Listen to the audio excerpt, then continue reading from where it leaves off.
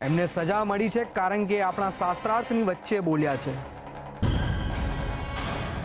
જ્ઞાન અને ભક્તિની વચ્ચે એમણે ઘમંડનું તીર ચલાવ્યું છે. જ્યાં સુધી આપણું શાસ્ત્રાર્થ પૂરું ન થાય ને ત્યાં સુધી ત્યાંથી હલતા પણ નહીં. જવાબ આપતા પહેલા સવાલનું જ્ઞાન લઈ લેવું જરૂરી છે ગિરધરદાસ. તમે જવાબ આપીને તમારી મૂર્ખામીનો મને અને આ બધાને પરિચય કરાવ્યો છે.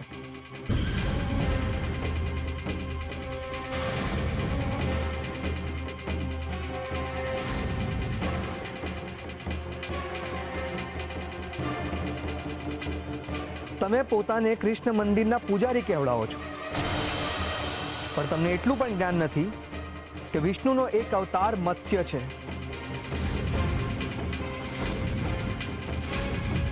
એટલે જ તમારા જેવા મનુષ્યો એમને સમુદ્રમાં પણ શાંતિથી નથી રહેવા દેતા. એમને સમુદ્રમાંથી પણ શોધી કાઢે છે. ભગત, મેં તમને પ્રશ્ન કર્યો છે, જવાબ આપો. આ ધરતી, આ આકાશ, આ વાયુ, અગ્નિ અને જળ, આ પંચ મહાભૂતોમાંથી તો હરિને હર કોઈએ શોધી કાઢ્યા છે. કહો મને, કેવી કઈ જગ્યા છે જ્યાંથી હરિને શોધી જ નથી શકાયા? એવી કઈ જગ્યા છે જ્યાં પ્રભુ સંતાયા છે અને મનુષ્ય આજે પણ એમના સુધી પહોંચી નથી શક્યો? આપણું મન.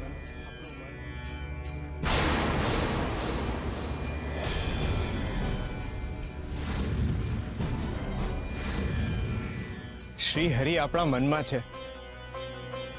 શ્રી હરિ ફક્ત ને ફક્ત આપણા મનમાં છે.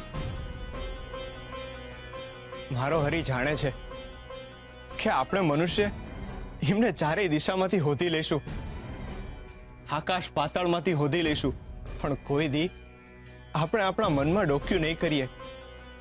એટલે હરિએ આ સૃષ્ટિની રચના કર્યા પછી આપણા મનમાં વયા ગયા.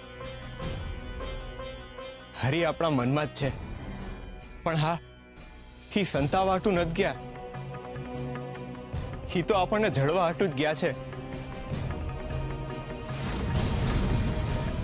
આપણે એને હોદવા માટે બહુ દૂર ન જવું પડે ને, એટલે. પણ મનુષ્ય કોઈ દી એને હોતી જ ન હાઈકો. મહારાજ, મેં તમારો જવાબ આપી દીધો, પણ તમે જે આજે કર્મ કર્યું છે ને એ ખોટું છે.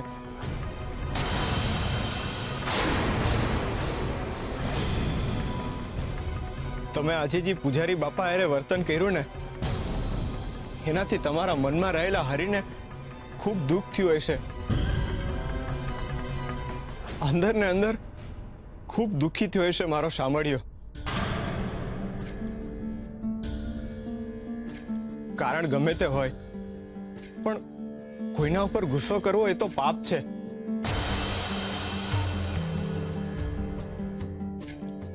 વિદ્વાન અને જ્ઞાની મનુષ્યો હંમેશા શાંત અને આનંદિત હોય છે. એ જ તો ગુણ છે જ્ઞાનનો. મને તમારું આ પગલું સેજે ન ગમ્યું. પૂજારી બાપા, ઉભા રહો ભગત.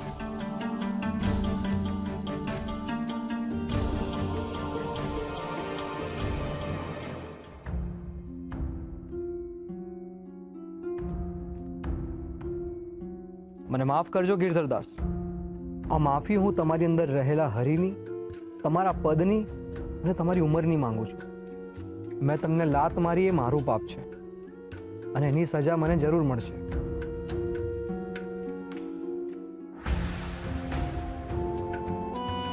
હું હરિની સામે પણ મારો આ ગુનો સ્વીકારું છું.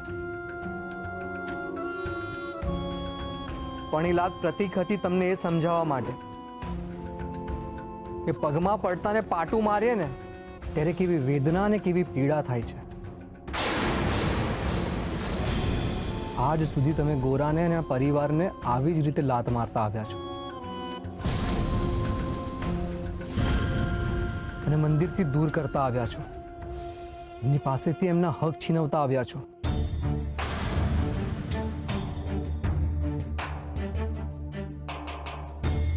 બરાબર ને મહારાજ?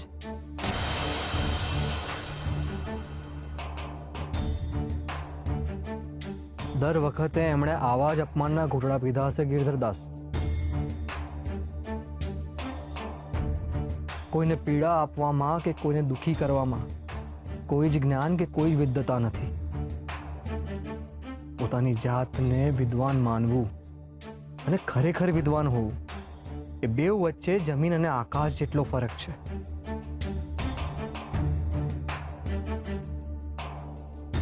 મને એક વાત કહો, તમારા જીવનનો શું ધ્યેય છે? ફક્ત એક જ, કૃષ્ણને પામવા. તો મને કહો, કૃષ્ણને આમ અહંકારથી પામશો?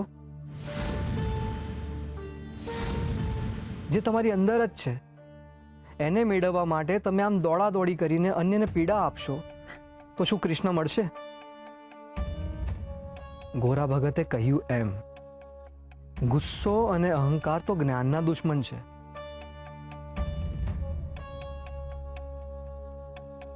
અને આવા ગુણો તો આપણને ઈશ્વરથી યોજનો દૂર લઈ જાય છે. મારે તમને એ સમજાવવા માટે તમારું અપમાન કરવું પડ્યું કે પ્રભુને પામવાનો માર્ગ અહંકાર નહીં, વિનમ્રતા છે.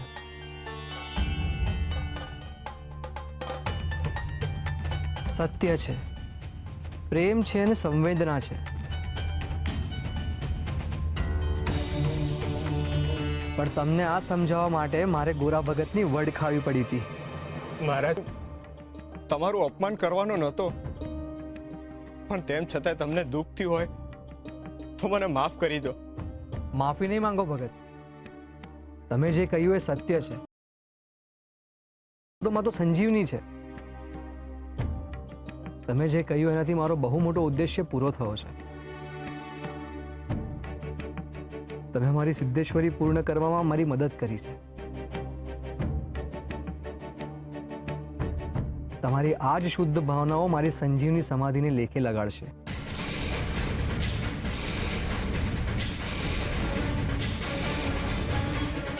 સમાધિ?